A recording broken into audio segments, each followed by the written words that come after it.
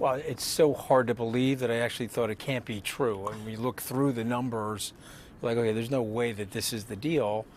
And I think he's pinned now because the reaction is so bad that he'll now start lying about it and saying, okay, that wasn't really the deal. Go look at this shiny object over here and let's pretend that that's not the deal. So the market thus far has not reacted poorly.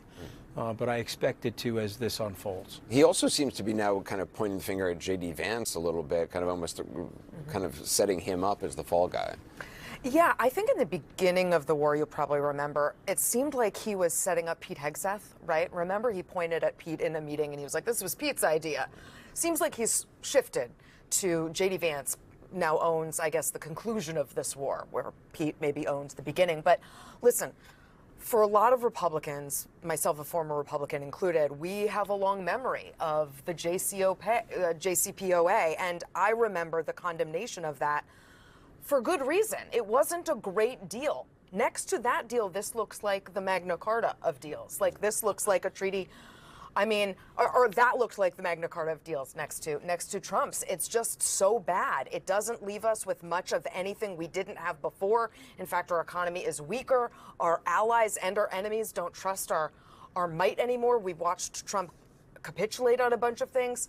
I just don't see how he can save face with this if the details stay as they are. Anderson, I want you to imagine a scenario where the Obama administration, the Biden administration created $1 trillion of economic damage, $1 billion a day to fight a war. When the war was over, the straits closed, and we're going to give $300 billion of reparations, and nothing resolved on the nuclear situation. And if Biden had been praising like the mullahs and the leaders there, it's okay to have missiles. Everybody's got a few missiles here and there. There would be outrage like you can't believe. So I guess the big question is, how does Trump still get away with it? What is it about his Teflon that allows him to get away with something like this? And I think as we get closer to the midterms and over the midterms, despite his stronghold on the primary voters in the Republican Party, I think the traditional Republicans are going to really break from him. Brad. Say there, Ben. Well, I've said many times, the president deciding to go into Iran and to hit nuclear facilities in Operation Midnight Hammer, and then to go after Iran's ballistic missile facilities, nuclear facilities, Army, Navy, and Air Force in this current operation was the signal act of political bravery, perhaps, of my lifetime. With that said, this MOU appears to be, just from the text, a disaster that does not achieve any of the actual signal goals that were set by the administration at the beginning. There were effectively 5 goals that were set by the administration at the beginning.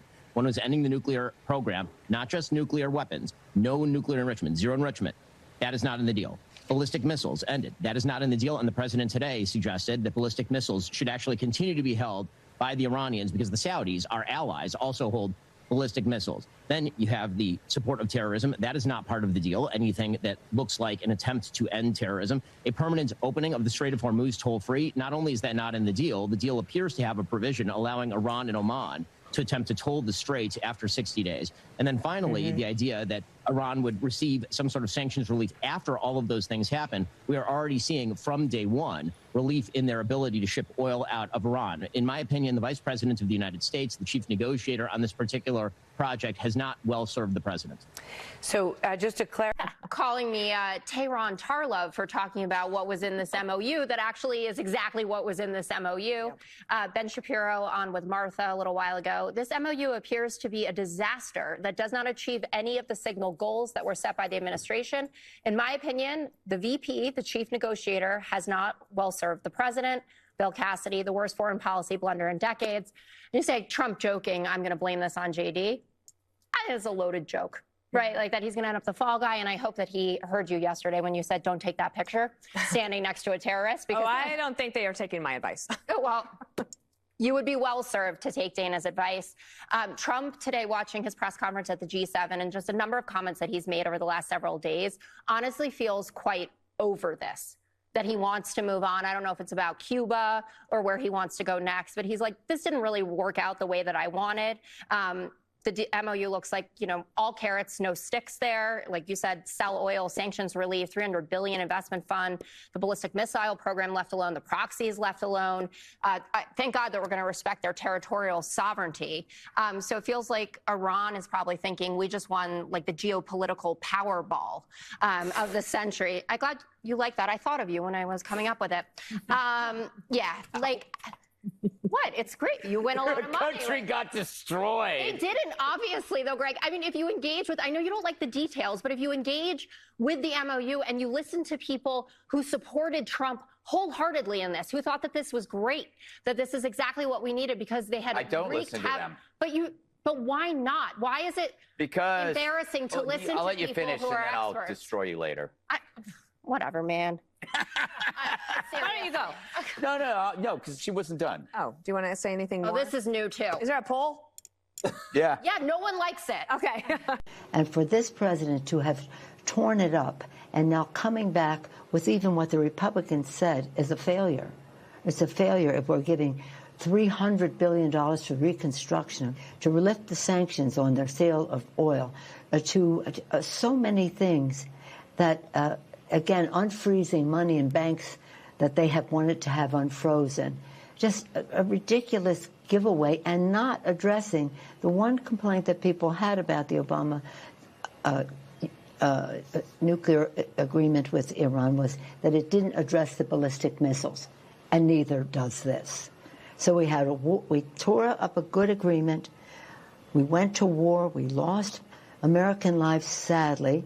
But we have something that is costing taxpayers enormous amounts of money to give to Iran and paying individually at the pump. At the pump. And this is really something that has hit home hard for people. It's total capitulation. Everybody knows it.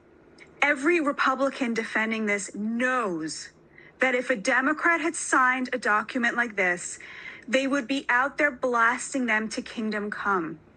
President Trump had one job, and it was not to sign a deal that could credibly be said to be the equivalent of the JCPOA. And now he has signed a memorandum of understanding that is very clearly and obviously worse than the JCPOA. It has nothing in there about verification. It states, Katie, that they will not charge tolls on the Strait of Hormuz for 60 days, meaning it has occurred to the Iranian regime now for the first time that they can get away with doing that because we just showed them that they can bring the greatest superpower to ever exist on planet Earth to its knees with a few mines. This is just an utter disaster. Every word the president said today was a complete reversal of his own positions 2 months ago, 3 months ago, 4 months ago. He made Secretary of State Marco Rubio look like a fool because he made the argument you just made, Katie, that the ballistic missile program was a protective shield around the nuclear program. Is he putting JD out there for a purpose other than trying to sell this to the American people? You wrote an interesting column about this week. Yes, I wrote a Substack about this in which I argued that J.D. Vance is getting border-czarred, basically. You know, when Joe Biden realized that the open border was a problem, he handed the most important brief that he had no intention of solving to Kamala Harris, and it hung around her neck like an albatross and basically tanked her presidential run, among other reasons, of course. And it feels a little bit like J.D. Vance is being border-czarred. He was the only administration member out there defending this all week long, not doing a wonderful job, I have to say, doing a lot of gaslighting, calling what turned out to be the actual MOU Iranian propaganda to our faces. And it just seemed like every time he opened his mouth, it got worse and worse and worse. The one defense I keep hearing from people on the right is, well, if they break the MOU, if they break the terms of this, we can go right back to bombing them.